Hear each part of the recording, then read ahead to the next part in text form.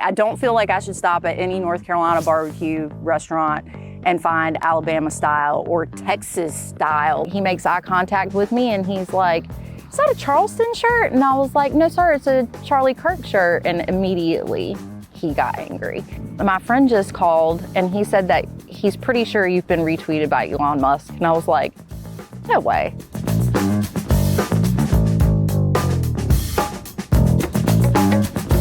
Hey everybody, welcome on into another edition of Tying Together with Tim Boyum. I am Tim Boyum. So listen, this month on my TV show, the magazine show, Front Porch Politics, we did a show talking about how the nationalization of politics has not only come to North Carolina, the state capital, but is infiltrating some small towns. And we went out to Silva in the western part of the state where they are dealing with this, particularly with a library debate.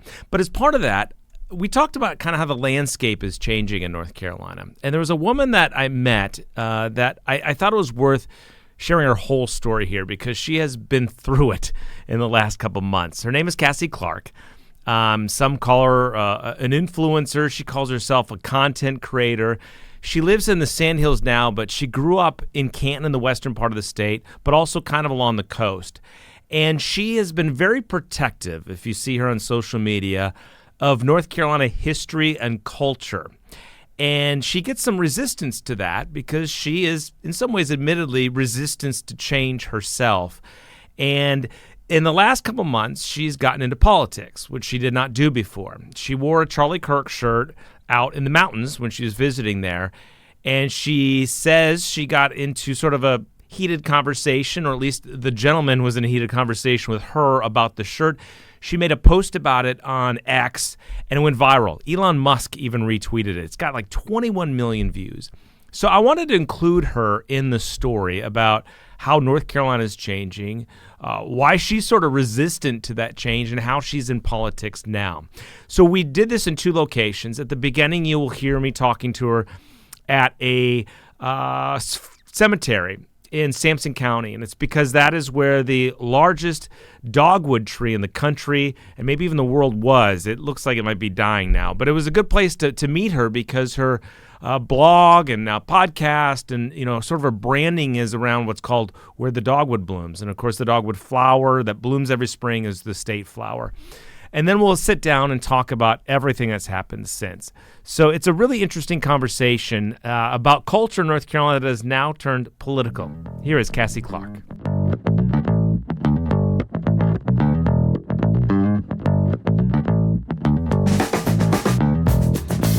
So let's talk about the dogwood tree. So part of the reason I wanted to bring you here is because this is the country, maybe the world's largest tree, although we'll talk about it's probably not anymore, but what is it? Your blog, your brand is named after that.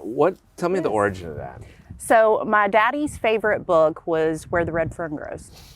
And I talk about him a lot. He's been gone for 15 years now.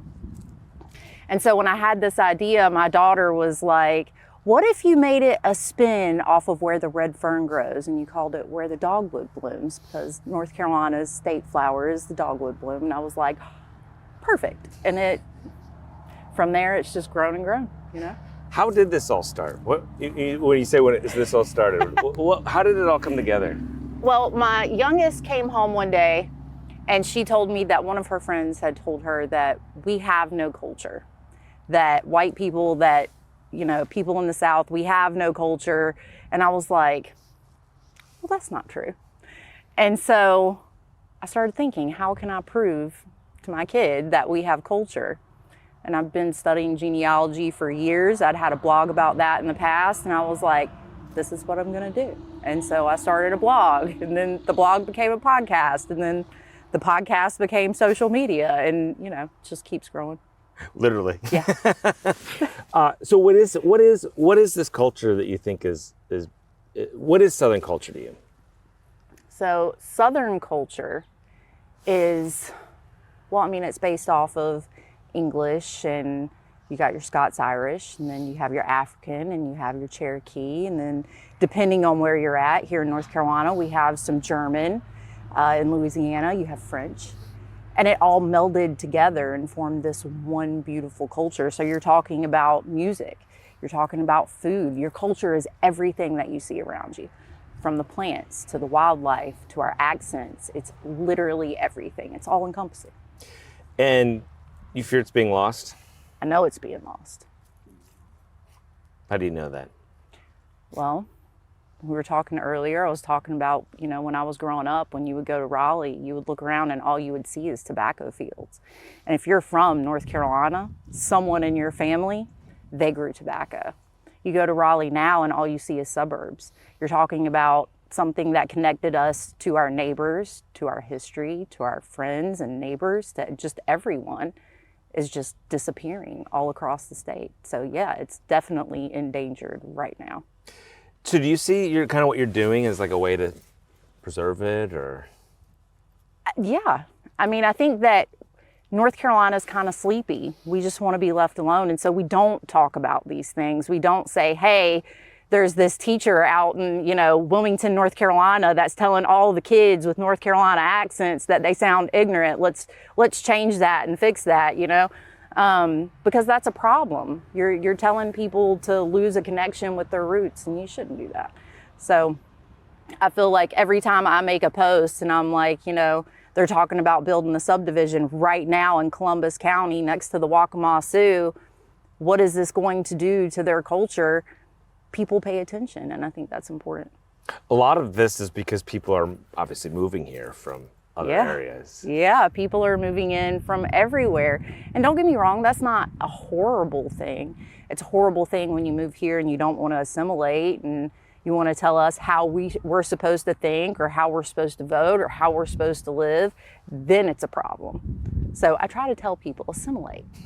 Assimilate. North Carolina is a great place. You're going to love it. Assimilate. You do joke on social media on the blog sometimes about no more people. Yeah.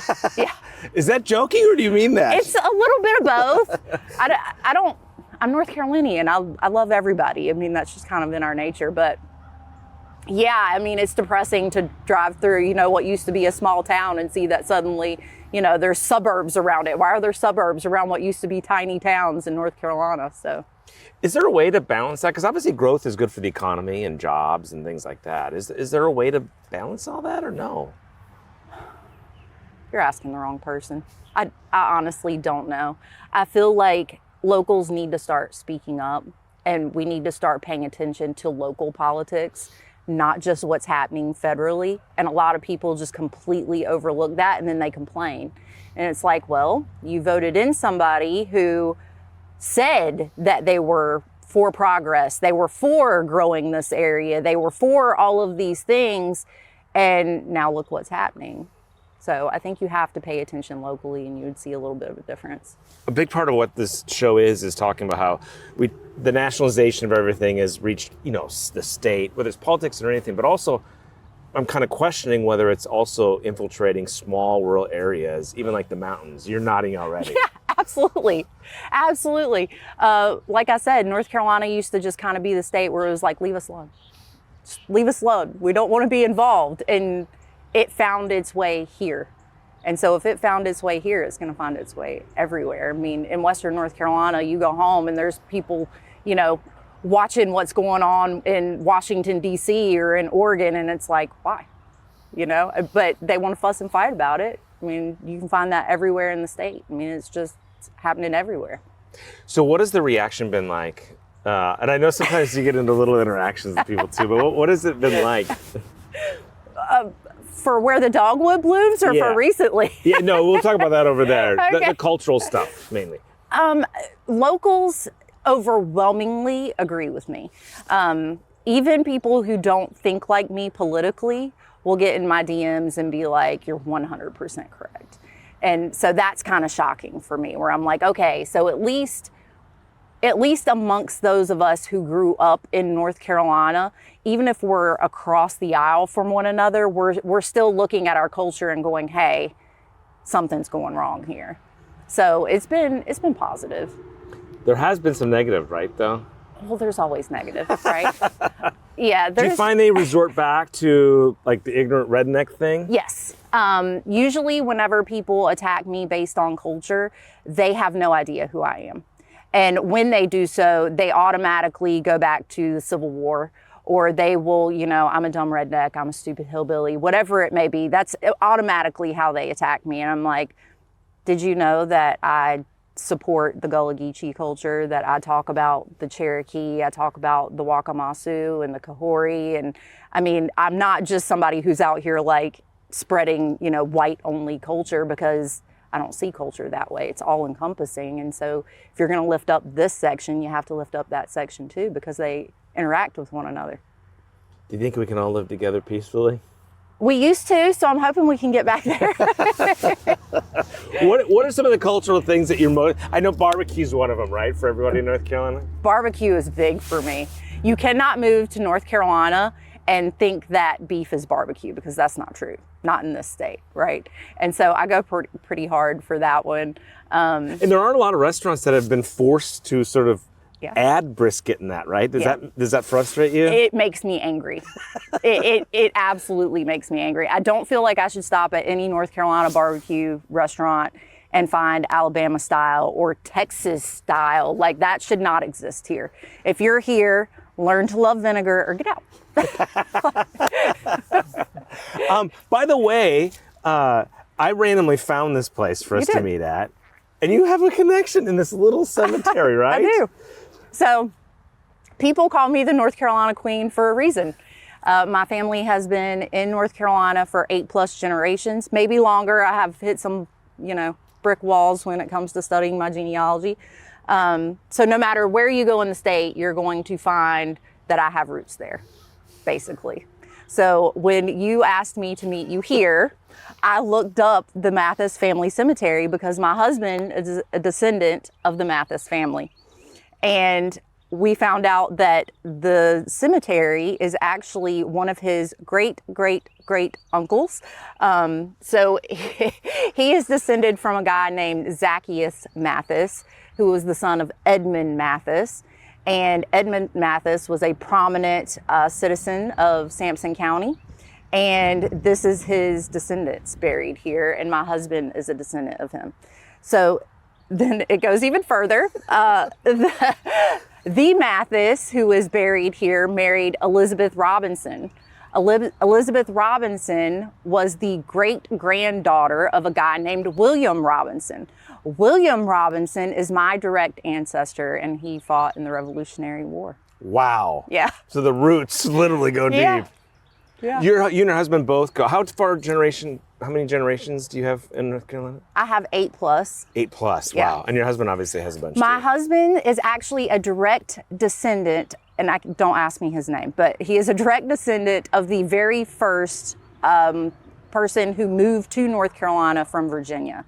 And so that was the first citizen of North Carolina, and he is a direct descendant of him. Was this a requirement when you dated people? They had to be ancestors? No, I knew that I wanted me a Southern North Carolina boy, and so I found the best one, and I married him. And it just so happens that he has a really cool history like mine, so I got lucky. That's amazing. So I brought you here because this is the world's largest. I brought you here because this is the largest known living dogwood in the USA, maybe the world. But it looks like it's actually dying, or they've had to cut some of it off. Is this somehow symbolic of our conversation today about how the state's changing? A little bit. It's kind of sad, isn't it? You at all costs have actually tried to stay out of politics for the most part, right? Yeah. Why is that? Yeah. I think that politics makes people mean. And I think that even me, I mean, I'm a hillbilly, and so I'm passionate, and I can see myself when people kind of attack what I believe, I get mean too. And so I tried to avoid it for a really long time. Then you wore the shirt. Then I wore the shirt. So tell me about your decision to, what the shirt was, your decision to wear it that day, and then we'll get into obviously Yeah, why. so I got invited to the Salt and Light Conference to sit on Media Row, which was a big deal for me because I'd never done anything like that before. And so we went up, and I knew full well that it was, a conservative convention. And I went and I met a lot of interesting people. I had some great discussions, and Charlie Kirk had been shot very shortly before that. I want to say it was about a week. And as I'm walking through, I see a Charlie Kirk t-shirt, and I don't know what caused me to buy it. I was just like, you know, I'm a Christian, and I may not be a Republican, but I am a conservative. And so I bought that shirt, and then history was made. So you wore it out somewhere? Is that what happened? Yeah, I woke up on Sunday morning, and the convention was still going on. And I was thinking, man, like, I don't get home very often, and I would like to take my daughter and, you know, go get lost in the mountains for a bit. And so I got up that morning. I wasn't even thinking anything about it. Put on a t-shirt, threw on some jeans, and we headed out. And so we went to the Alta Pass apple orchard, and I was getting weird looks, and I was like not understanding it because I really hadn't put two and two together. And by the time we got in the car, there was somebody parked beside me, and they were just giving me the nastiest looks. And I got in, and I looked at my daughter, and I was like, I don't know why people are looking at me like this. And I buckled up, and when I did, I looked down and I saw my shirt, and I was like, oh Lord, what have I got myself into? So we went to Little Switzerland, and we went to the Little Switzerland Cafe, and we go and we sit down, and this guy walks in, and he's got this dog with him, and he was actually with like a whole group of people, but he couldn't go upstairs to sit with them because he had his dog with him. And so he's walking past us, and I'm loving on his dog, and we have a great interaction, and he sits down behind us. And I hadn't slept very much. It had been a nerve-wracking weekend, and so I had a little bit of a headache. And I told my daughter I'm going to run next door where they have a little general store and get some, you know, ibuprofen. And got up, got my ibuprofen. I'm coming back, and he makes eye contact with me, and he's like, "Is that a Charleston shirt?" And I was like, "No, sir, it's a Charlie Kirk shirt." And immediately he got angry. I mean, he handled himself fairly well, but he couldn't stop himself from saying something. And anytime I would try to reply, he would shut me down. And it just kept going back and forth like that for a few minutes until I was like, "Okay, sir, you have a nice day." And I turned around, sat down. And so he gets his food, rushes through it, doesn't wait for his party. He walks across the street to the post office and sits down and is just like staring at the restaurant. And I'm like, okay, all right. So I was frustrated. And I mean, I had no idea that this post would touch so many people. I was just frustrated. We left, went to an overlook, and I took a picture and I posted it, and here we are. How did it feel? Because you are not overtly political. You don't go out there, you know, and say all these things. I don't think before that you made some massive post about Charlie Kirk even. I actually had, you know, I was frustrated when Charlie Kirk died. And there were so many people celebrating it. And I was just in shock because the nature of what I do is supposed to be bringing people together. I mean, there are people, I host spaces on X, and it's like a group discussion, almost like a party line kind of thing. And my discussion has always been open to everyone. So there's Democrats who come in, there's Libertarians who come in, there's Republicans who come in, and we all have wonderful discussions together. And I was just blown away that Charlie Kirk was murdered. And here's this guy going out and, in a way, doing almost exactly what I do. He was just discussing politics. And so it upset me. You know, it still upsets me. And so I did. I mean, I made a couple of posts about it. They weren't overtly political, but I wasn't silent. And then after I made the post about the t-shirt, I had so many people reach out to me saying, you know, I'm a blogger, or I'm a podcaster, or, you know, I'm a content creator, and I can't say what you said because I'll lose brand deals. And that right then, I was like, I'm never going to be quiet again. Never. Because, I mean, my papa fought in World War II. He came home with shrapnel in his back. He didn't do that so I would be silent. He did it so I would have the freedom to say what was on my mind. And if I don't take advantage of that, I'm a fool. Including politics now, right? Yeah. So did it spark a change in you to talk more political? Yeah. I mean, I don't intend on, like bashing people. I see I've received a lot of it. People just coming to me to just, beat up on me. I'm not going to do that. But there's a lot of things going on in North Carolina that I just don't agree with. And to me, politics are downstream of culture. And so if there are all these things going on in my state that I don't agree with, it feels like I am the person who should be saying something about it. All right, so let's go back to the post. So you post it. You probably didn't think, you had a lot of followers, but I don't think you probably thought that this would happen, right? No idea. I mean, every once in a while, like just randomly, I would post something kind of political and, I would get a little more of a response from it. But that day, I was frustrated. And so I make this post, and we were actually at that point about to come home. And so we get on the road, and when I'm on the road, it's my daughter who's handling my Twitter account. And so, we get about an hour from home, and she's like, Mama, your post has been seen 1 million times. And I'm like, no way. And she shows me, wow. We get a little further down the road. Every few minutes, it was like, we're at 5 million.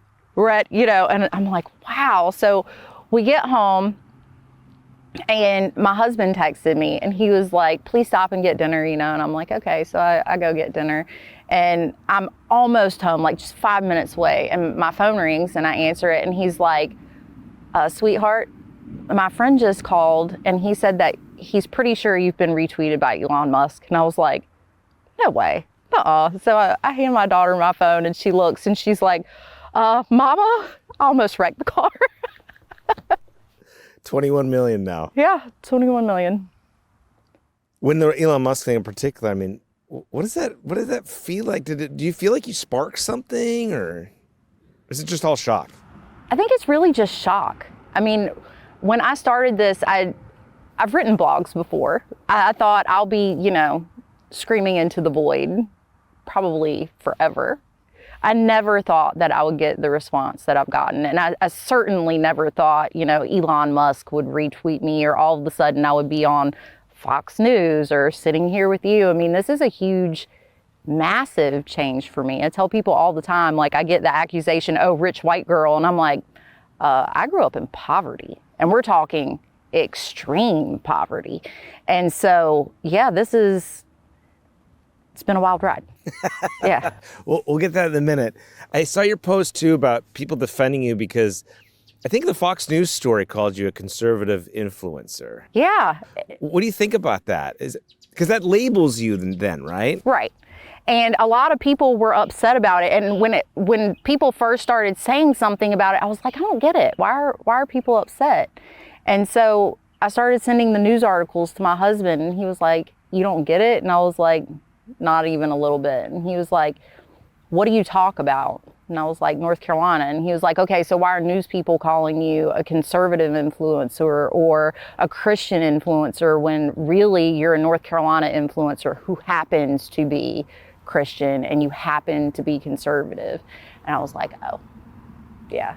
But people did. They went to bat for me. A lot of people went to bat for me. And I was like, I built the best community imaginable on social media. So you don't know me, but I am obsessed with being fair and not labeling people as much as possible. So how would you want me to refer to you as then? I mean, I think first of all, I don't think I'm an influencer at all. Influencers, they make money by selling you something, whether it be clothes or a lifestyle or vacations or whatever. That's how they make their money. How do you label me when what I'm selling to you is your roots, your history? I'm not out here telling you, hey, buy this beautiful jacket, So technically I'm not an influencer. I tell people I'm a content creator. I feel like that fits a little bit more. But I guess the question is, do you get frustrated by that conservative moniker, even though that's who you are? But it does change instantly, perhaps, how people think about you, for better or for worse, right? Absolutely, because I'm not a Republican. I'm a constitutional conservative. And I've very quickly discovered that most people have no idea what that even means. They go, oh, you're a conservative, you're against me, you're the enemy. And it's like, that's not at all what that means, but okay. So how were those days after that then? Because it changes, right? A lot of people that I thought were my friends, I discovered weren't. There was a lot of people who suddenly I was the enemy because I was getting attention. And to me, that was shocking. And then, of course, I expected people to come out of the woodwork who, didn't agree with my views. I expected that. I didn't expect people that had always been there for me to suddenly be like, oh, she's a grifter, she's a this. And I'm like, I haven't changed. Nothing about me or what I'm doing has changed. The only difference is now a few more people know my name. Do you think people are going to see you now as some right-winger Trumpian? Probably. I would say that's foolish. I mean, I'm one of the people, I'm going to make some people mad. But, when Trump started talking about, punishing people for burning the American flag, well, I don't agree with that. If I'm a free person and I get upset enough with my country and I feel the need to burn a flag, I should be able to do that without having to worry about being arrested for it. Does that mean that I don't support Trump? Absolutely not. I voted for him more than once. There's such great irony in what you just said, because next, the part of the show after this is going to be with a man named Jay Carey from Hendersonville area, who is an extreme liberal Democrat who was arrested at the White House, outside the White House, for burning the flag. There you go. It shows you can come together in some way or another, yeah. Though. Are there things that stand out to you about the reaction? I think there were thousands and thousands and thousands of replies. You didn't try to read them all, did you? No. At first I was trying to keep up with it. And then you reply to people pretty regularly. I do. And then I saw how hateful people were being. And I was like, okay, I have PTSD. I can't do this. This is not good for me. I don't need to know that that there's a large portion of people out there who hate me. So no, I stopped. I muted it and went on with my life. But no, nothing dangerous. No. I mean, have you worried about that kind of stuff at all? Absolutely, I've worried about that. There have been people who have emailed my blog. There were a lot of people who left really awful comments on some of the newspaper articles, and my husband read those and was very unhappy. And so, of course, things will change moving forward now because of it. Yeah. So what do you want to do with all of this? I have no idea. I want to save my state. I want to save my state. That's what I want to do. When I go home to Western North Carolina, I want to hear people say yuns. That's what my mama and papa and my daddy said. And when I go to Southeastern North Carolina and I'm home in Wilmington, I want to hear, grandparents called grandmama and granddaddy, because that's what I grew up with. I want barbecue restaurants to serve proper North Carolina barbecue, and if somebody's got to lead the charge, I'll do it. Is there a place in places like this for Yankee accents? Assimilate. That's what you want the most. Yeah. Come assimilate. here, but preserve the Southern culture. Yeah, love it. It's beautiful. I mean, I can't emphasize this enough. In the 90s, we were all hanging out together. We were all drinking together and partying together, and it didn't matter what color you were. It didn't matter what sex you were, nothing, what religion you had, it did not matter. We found ways to connect with one another here in North Carolina. And I'm seeing all these people move in, and now all of a sudden we're at each other's throats. You're missing the point. If that's what you're doing, if you're coming here and you're, spray painting billboards and you're, complaining about how slow the Southerners drive or how we don't use our blinkers, you're missing the point. Yeah, you're missing the point. Do you think the nationalization of politics is part of the problem? Do you think it's infiltrated places like Western North Carolina? Absolutely. When I used to go home to Western North Carolina, I'm from Canton. Asheville was like a hillbilly mecca. And, it's where all the hillbillies gathered. That's where we went to do our shopping. When my mama said we're going to go to town, we went to Asheville. And now I go there and I see, people care more about their rainbow flag or about even their American flag than they do about their neighbor. That's not the North Carolina I know. And so, yeah, it's infiltrated here worse than I ever would have imagined. One more question back to the conservative moniker, because I do, you are doing more politics now than you'd ever done before. Do you worry that your image will be just this conservative some people call right wing, etc., when you want the focus to be on North Carolina culture, or is the overriding theme of wanting to do something or speak out override all of that? Or still trying to figure that out? I'm still trying to still trying to figure it out. I'm rebellious. I mean, that's part of being North Carolinian. I think it's pretty on brand for me to say what I want when I want.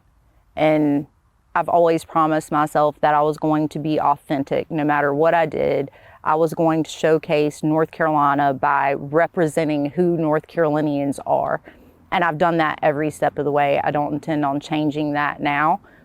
Now I'm just going to tackle some other things. I mean, when you look at Charlotte and you see how much crime is going on and how all of a sudden we're in the national news all the time now because of crime and violence. That's not the North Carolina that I know, and I'm not going to be quiet about it because people need to know.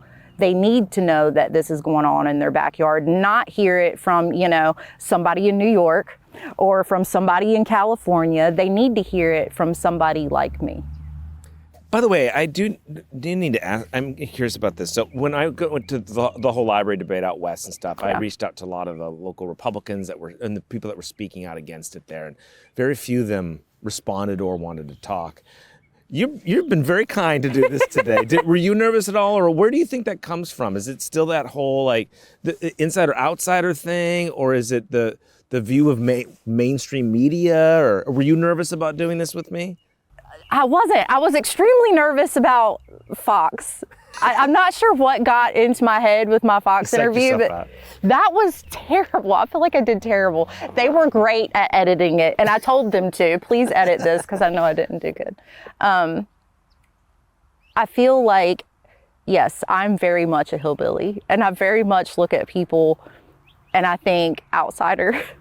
I try not to be that way, and I'm half southeastern North Carolina, which is exactly the opposite. If people from Wilmington, you've never met a stranger. My husband's that way. He's, from Cumberland County, never met a stranger. Me, I'm very, very shut off, and I try to, I have an internal battle about that. I just do. But you're not surprised probably that those folks not at all going to talk to me. And I commend them for that. That is, they're right. And people try to paint hillbillies as, scary and awful people. No, we're not. Just don't come in our yard, we'll pull over and help you if, you get a flat tire. Everybody came together during Hurricane Helene. People who usually wouldn't come out of their holler, they were out and they were working and they were helping. And I feel like that's part of the culture. And if you don't like it, don't move there.